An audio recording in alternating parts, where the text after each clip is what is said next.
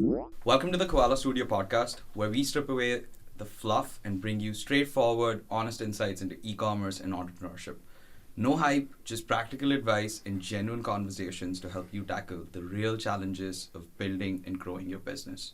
I'm your host, Ronak, and today we're diving into the automobile industry with Skylar Wilson from PartsMatch, a comprehensive marketplace for car parts. Let's get started. Skylar, welcome to the first episode of the Coala Studio podcast. This is amazing. We're really excited to have you. Thanks for having me. Do you want to start off with telling us a little bit about yourself, what it is that you do, and more about PartsMatch? Yeah. So, as Ronak said, my name is Skylar Wilson, and I am the co-founder and CEO of PartsMatch, which is a business-to-business marketplace for surplus automotive parts. And I co-founded this business with my identical twin brother and one of my close friends, Marissa Shorrock. We all graduated from Yale, and we're all three of us are athletes. My brother and I both played lacrosse there. Marissa was the goalkeeper on the women's soccer team. And a lot of people ask, like, how do three Yaleys get involved in the automotive business, especially something as niche as automotive parts? And my answer to that is that my family has been in the automotive business for 50 plus years. My grandfather started with a used car shack in Edmonton, Alberta, and eventually with the help of my dad and my mom scaled that to a 14 dealership auto group, which merged with another one to form Go Auto, which is now one of the largest privately held auto groups in Canada. And so I spent most of my childhood working various jobs at these dealerships, including cleaning toilets, and worked my way up to helping manage the parts department last summer, which is kind of where the idea for PartsMatch came. So you actually had your sibling as your co-founder from the get-go. Mm-hmm. Well, that's got to be easy. I know a lot of people have a lot of trouble finding the right partners to work with. You want to talk us through how that may have been a little bit easier or, I don't know, maybe tougher for you? Yeah, I mean, I think it depends on who you ask. Some people think that you shouldn't mix professional and personal. It does certainly add a layer of complexity. But yeah, I mean, my brother and I are inseparable. We do pretty much everything together, went to school together. The only thing I don't do with him is go on his stupid 100-mile runs. Could not be bothered to do that. But yeah, I think it was a logical choice for me to join, to have him, like, to co-found this business with him. That being said, it does, like I said, add some complexity, and it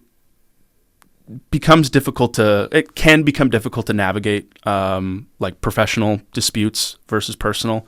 And I got some great advice actually from my grandfather on how to navigate this. And so when he had, I forget what the business was, I think something to do with real estate with his wife at the time. And the rule that they had was if they were at home, they couldn't talk about business unless they were both standing in the bathtub. And it sounds funny, but by having a rule like that, it forces you to separate your personal and professional lives. And I think it means that you're able to make rational business decisions without having to worry too much about affecting the personal relationship. In no way, shape, or form would I ever make a decision where, like, I would lose that relationship. And the same goes with Marissa. Like, her and I are very close. We met in our first economics class at Yale and basically took every subsequent class from intermediate microeconomics all the way through to the upper level econ classes and studied together, did our problem sets together, and her and I are very close. And so while it does complicate things, it does also make things easier in a sense that because we already have such a good existing relationship, having those difficult conversations that you need to have to run and start a successful business come much easier because you already know you have an existing relationship. I agree there. Before we dive into the complementary skill sets that co-founders are expected to have. I want to kind of understand from you as the founder, what do you think PartsMatch does? How would you explain that to someone who knows nothing about the industry, or say to a 10-year-old? Yeah, that's a great question. So any given automotive dealership has between 10 and 30% of their parts inventory labeled as surplus. And surplus parts are anything that's 12 months or older. And so your likelihood, once a part hits that 12-month time period, your likelihood of sale reduces to about 5%. And so what most dealerships do is they will write it off, and usually they have some sort of storage space that they just let it collect dust. My dad's dealership has 2 giant sea cans in the parking lot that he stores a lot of his parts in, and some other businesses will write them off and actually destroy them. So any electrical parts, they'll cut the wires, smash the metal, and throw them in the bin. And so we're aiming to help take that capital that's tied up in these parts, it's frozen capital, and help these dealerships take that and sell it to people that need these parts, because they're not obsolete in the sense that they're useless. They're mostly just a misallocation of resources by either the manufacturer, or maybe it was human error, or a lot of times it's from a special order.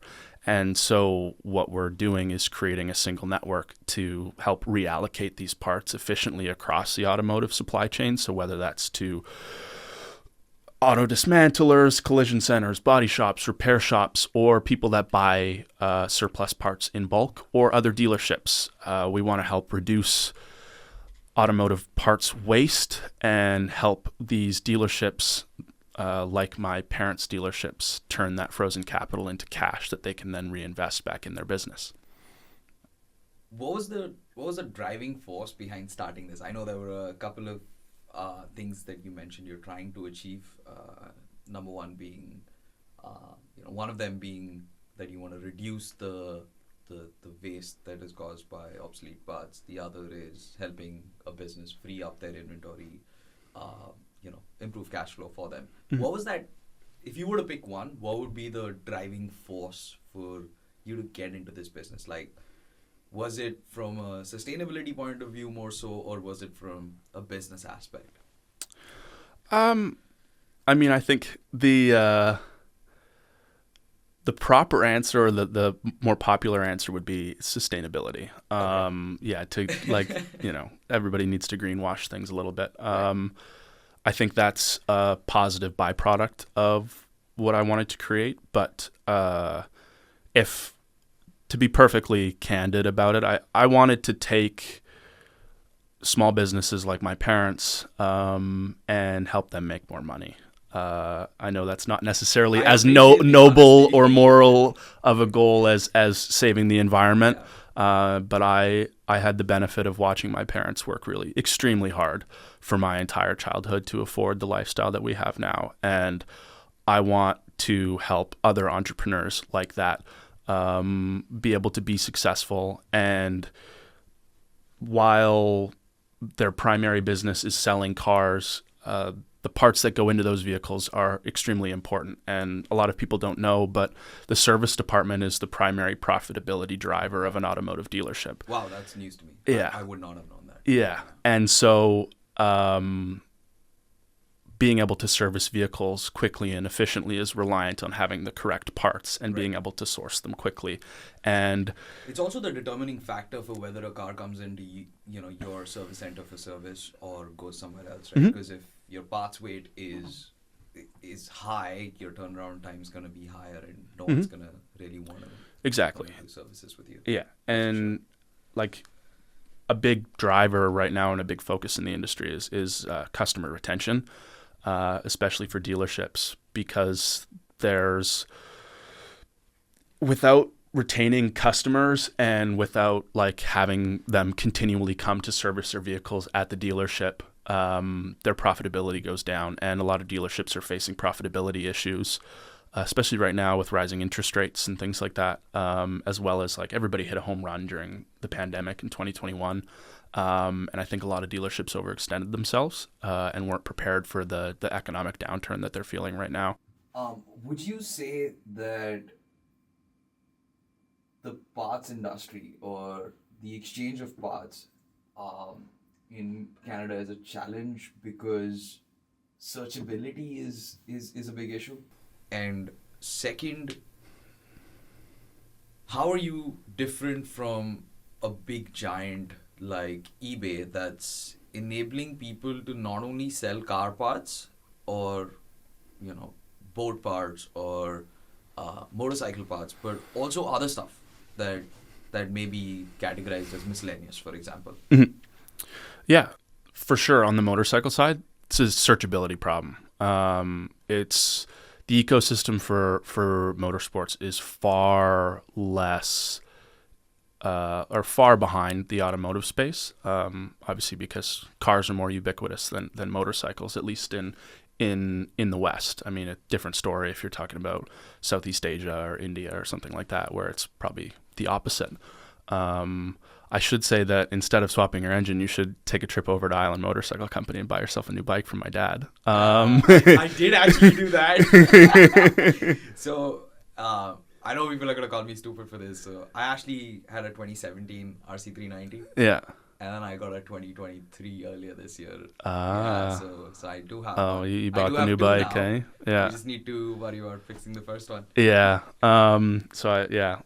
But as far as like on the automotive side, there's a handful of tools that are used for searchability. One of our primary competitors, OE Connection, has something called Collision Link. They also have Repair Link and D2D Link. And so Collision Link allows you to, like collision centers, to search parts from dealerships. Same with Repair Link, and then D2D Link is a similar product just for dealers to dealers. And then they also have Parts Broker Direct, which is like a brokerage of parts. And so the visibility is semi there, but oftentimes it's only with the same brand. And so like a lot of these dealerships, especially now with inflation where it is, like used cars have been a pretty big boon for a lot of dealerships, especially for Stellantis. And so a lot of times you will take in a trade or a used vehicle and it's not the same brand. And so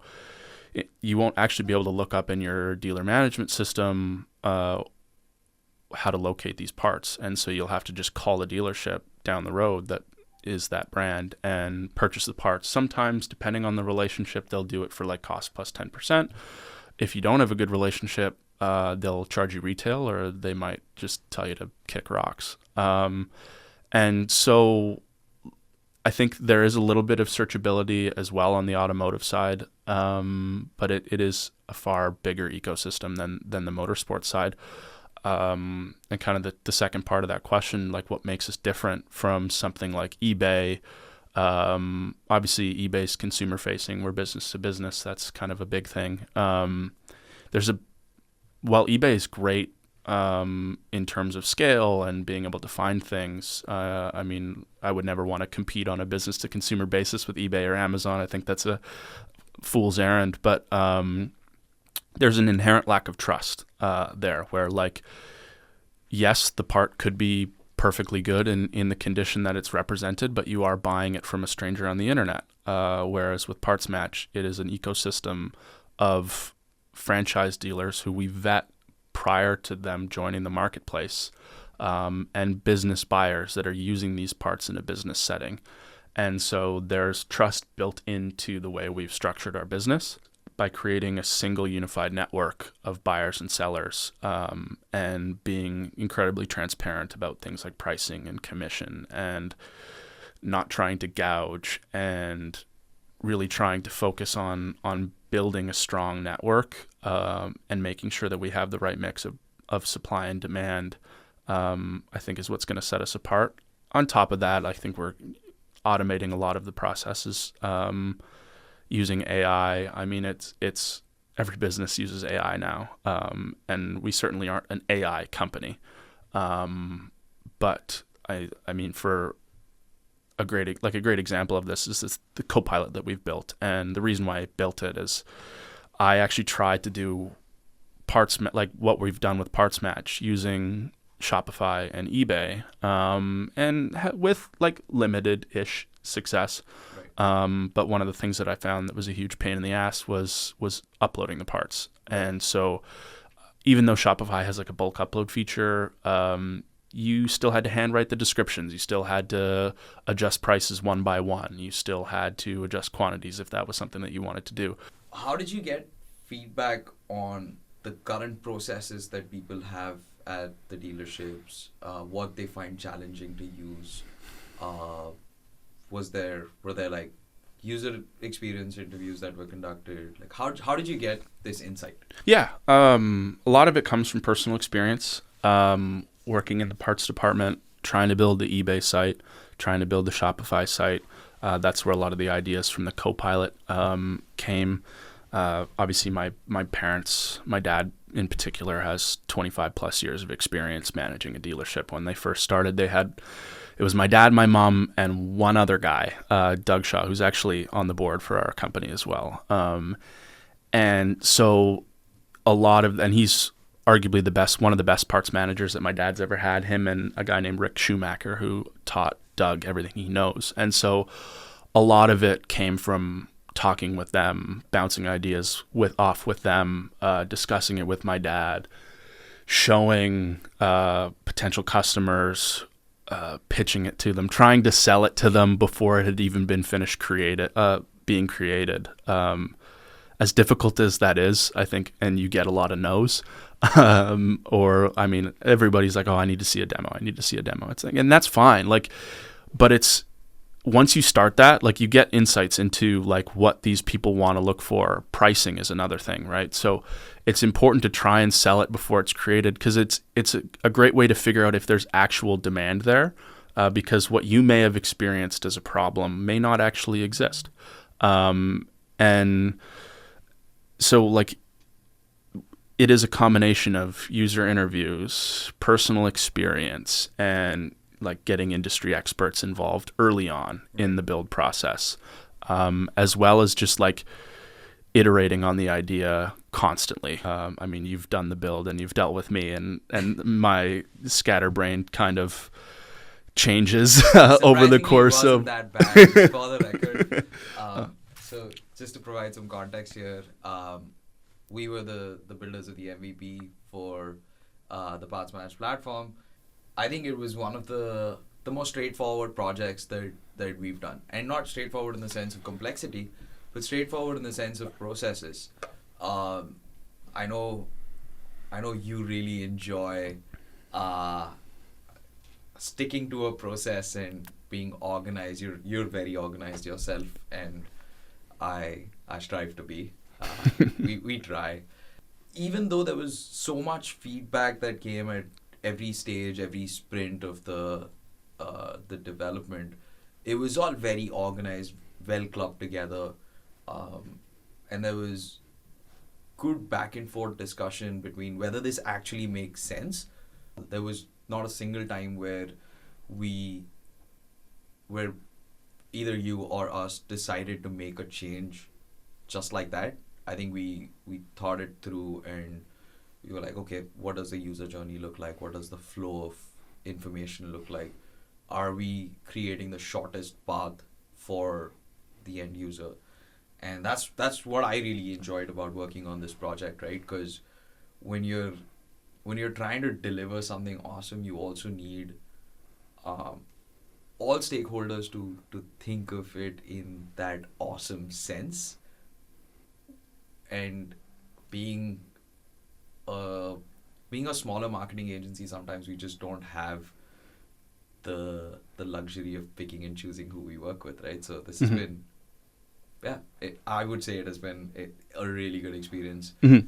Yeah, no, I think working with you it's been awesome. I mean, we had the benefit of, obviously I have a little bit of a technical background, I guess context for those listening, but so my degree is in economics and data science from Yale, and I took several like computer science classes as well.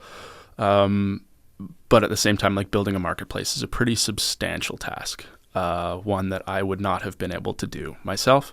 And so we went through we had the benefit of not having to do that extensive of a search. I think we interviewed like 3 or 4 other agencies, and then I talked to Nathan, who you had worked with in the past, on, what was it?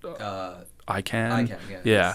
And he recommended you, and so like we set up that meeting. I kind of knew right away that, it made the most sense, just from like the price was right, obviously, and then obviously there's, we could have went like way cheaper if we wanted to, but I have some friends with some horror stories on that stuff. But it made sense because you were like in Vancouver, and so I'm in Victoria. It made sense from a communication standpoint. You had done a lot of e-commerce stuff in the past. I liked the way a lot of the stuff that you had done looked, and I had confidence that you would be able to deliver something that would be great, especially for an MVP that is like, it's an MVP but not an MVP at the same time. Like it has just basic functionality and stuff like that. MVP that we eventually ended up on. Mm-hmm.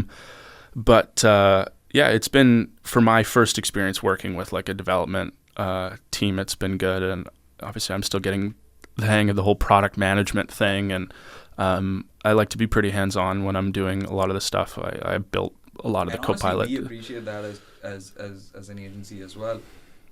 There's so many times we pick up projects, and in fact, just actually very recently, right, I had a client, had a prospect reach out to us from a referral again, and they were like, hey, we want to get going, we've got a software idea in mind, and I was about to lock it in with someone else, and I got referred to you, so I want to like basically take a step back, and the referral was pretty strong, so I want to have a chat with you and see if we can maybe change course and save a few dollars here and there, and get you guys to work on it, because I've heard really good things about you. So we were like, okay, you're in a rush, I get it, this seems like a genuine rush. So we really tried to accelerate everything from our side, whatnot. And the project's been pretty slow in the sense that, we have 2-week sprints, just like we did for PartsMatch. And at the end of the sprint, obviously, we're looking for feedback, right? Like, hey, this has been done. You want to like go take a look at it. You want to see if it's come out the way you had envisioned. Do you see any? There were gaps when we finished. So for context, we had a total of 5 milestones, and I think the first couple ones we just blazed through them, because the first one was design, and the second one was the back end development of the admin side of things. Yeah. But as soon as we came to the front end bit, there were a lot of things that started to kind of be identified as gaps. Oh, so we need to fix this because this, and this isn't really working out. And we did end up making a few change requests as time passed as well. There were change of thoughts from your guys' end too. But it was all really quick. So sprint ends today. We have all of the feedback that we really need within the next 3 or 4 days, right? And that's ideally how we put together our proposals, and we define timeline for a project as well. Yeah. But a lot of times clients don't realize that their feedback turnaround time does impact the overall timeline by quite a bit. Yeah. And I think that's something that I've learned as a business owner over time, that this is something that needs to be clearly communicated at the beginning of the project. Yeah. So learning from me as well. Yeah. Skylar, the other thing I wanted to kind of touch upon was, so I'm sensing a pattern here, and this is not just from chatting with you.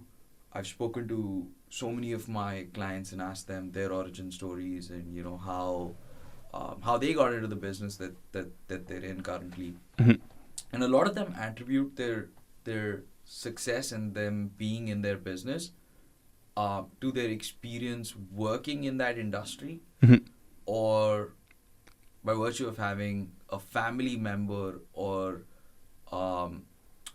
someone close to them in that industry to gain experience from. Mhm. Do you also feel like, and I personally do feel so, but do you also feel like it is not advisable to start a business in an industry that you have no clue about or very little experience in? Yes and no. I mean, I think it certainly makes things harder.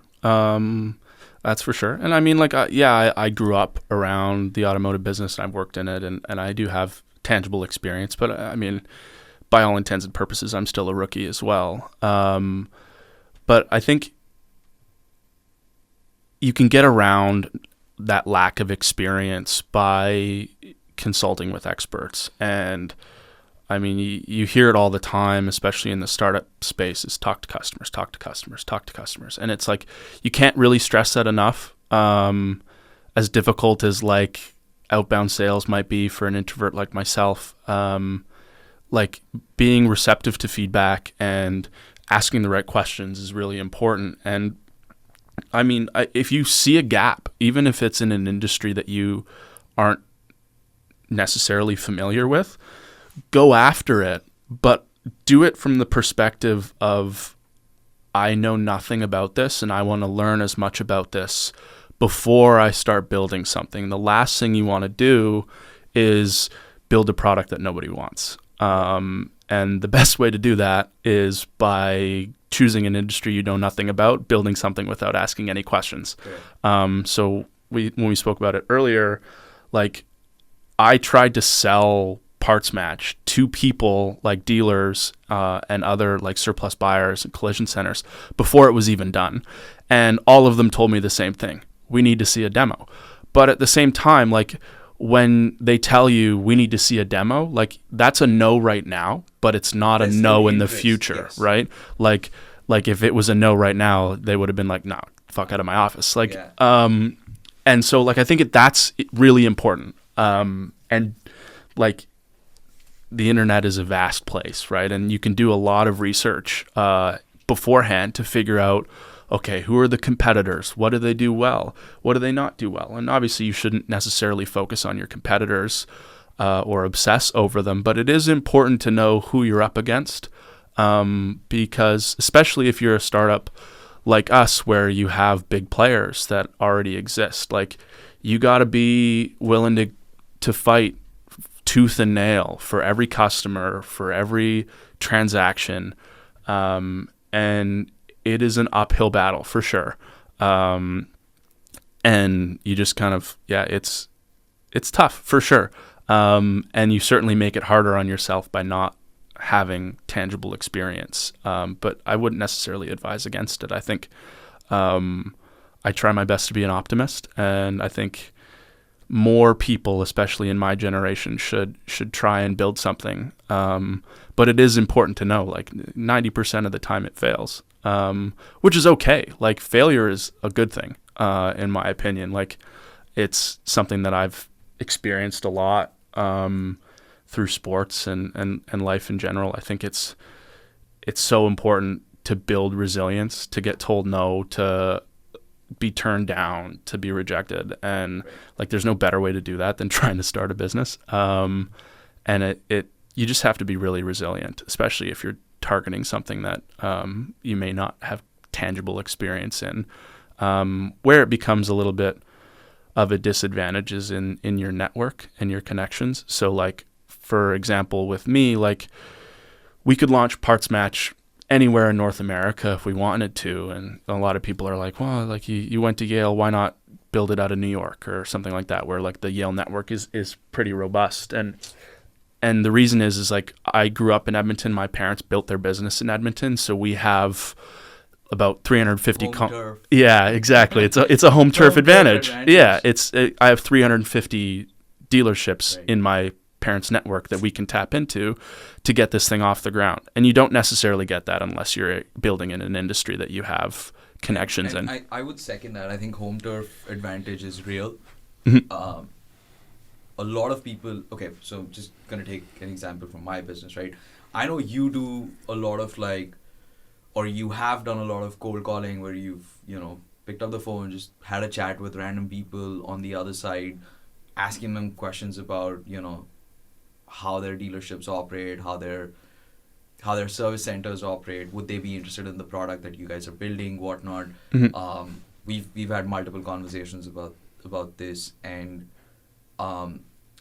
as a business owner, I do this all the time. Like, I'll wake up, pick up the phone, and like give a prospective customer a call and just be like, hey, are you looking for marketing services or whatnot? Mm-hmm.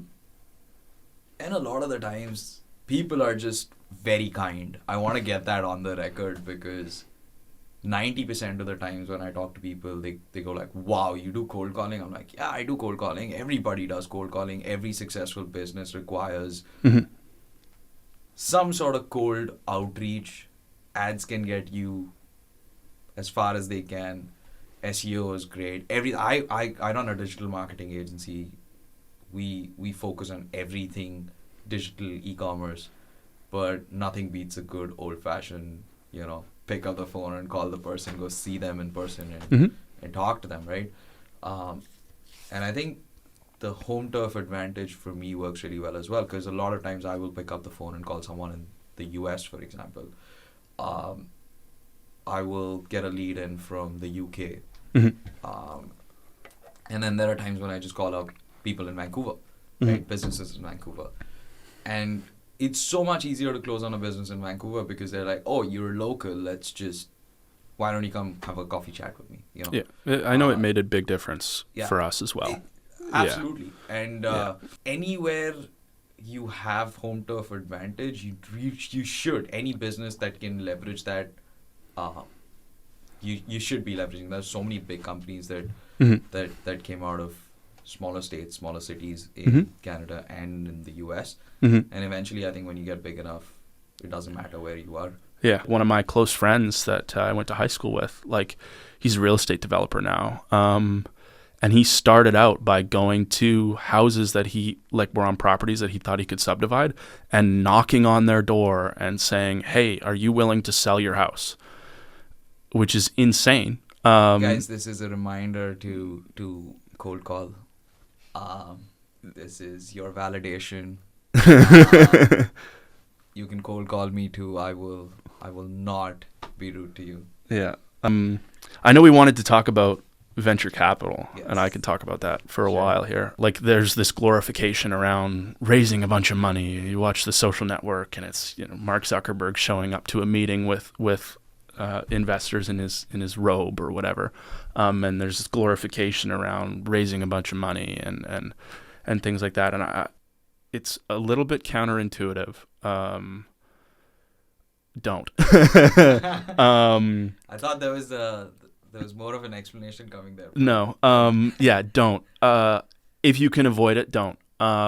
This is not me saying that I'm anti-venture capital. I think it has a really important role in driving innovation. But at the same time, like, I'm very much, it's a decision that has to be made around, like, are you wealth-oriented or are you control-oriented? Because if you're wealth-oriented, then it makes sense to go raise a bunch of money and have a company that's worth $150 million and maybe you only have 5% of.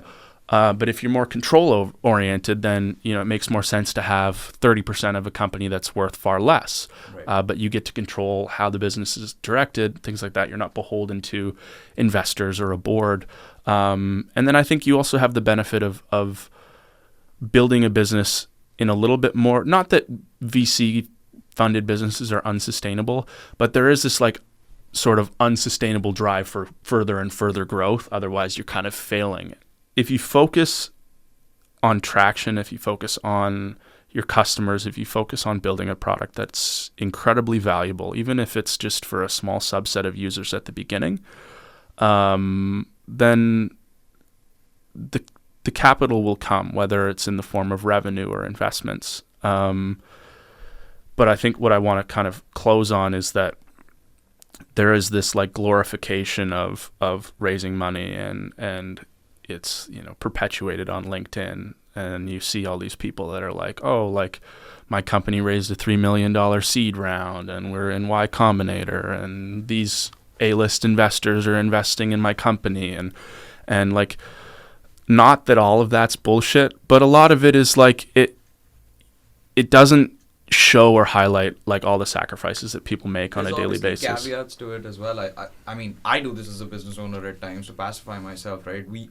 always almost manipulate data and interpret it in the sense that we want to, because it makes us feel good. Like the days when my profit margins are low, or like the months where my profit margins are low, I'm going to look at my revenue and like, given there's a good spike in revenue, I will look at that number in green and be happy about it. I think people on LinkedIn do the same thing. It's just like any other social media platform. Like I'm not, if you were not a happy client, I wouldn't ask you for a testimonial, right? Like that's just how life goes. You portray your best self or your business's best version on LinkedIn or any other form of social. So I think it is important to know, like, my brother made this post the other day, and it's something that I try and think about a lot, is just keep swimming, right? It's like the Dory from Finding Nemo, like just keep swimming, and like try and like, for like, obviously I'm 24 years old, just starting a business. So, take my advice with a grain of salt because I have very limited experience. But I think, like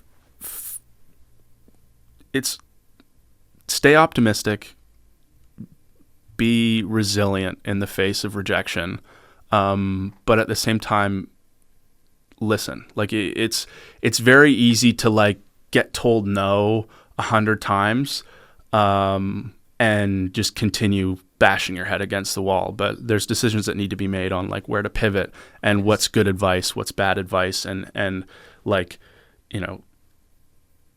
sometimes not necessarily cutting your losses, but like there's a way to go about it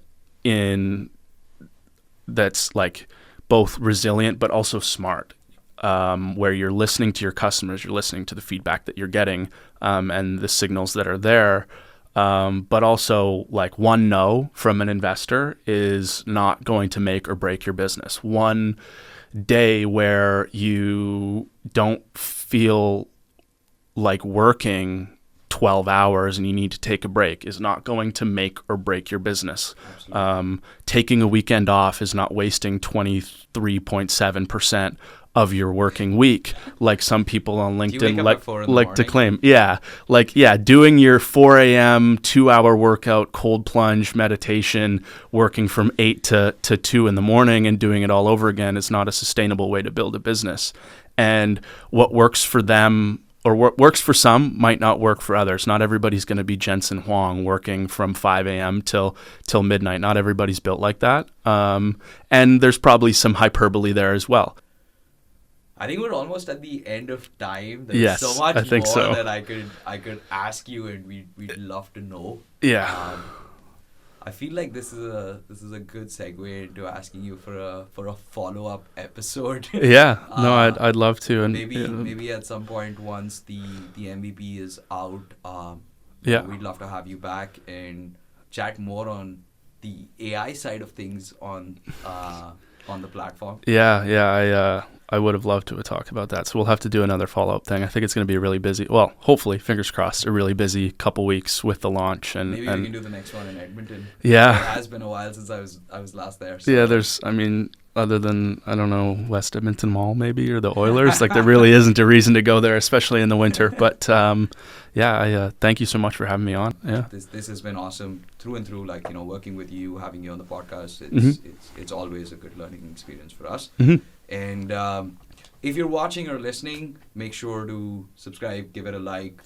We're trying to create some great content so our viewers can actually benefit, learn a lot about entrepreneurship and marketing from a very average perspective. We're not thought leaders as such, as you mentioned earlier. But yes, thank you for tuning in.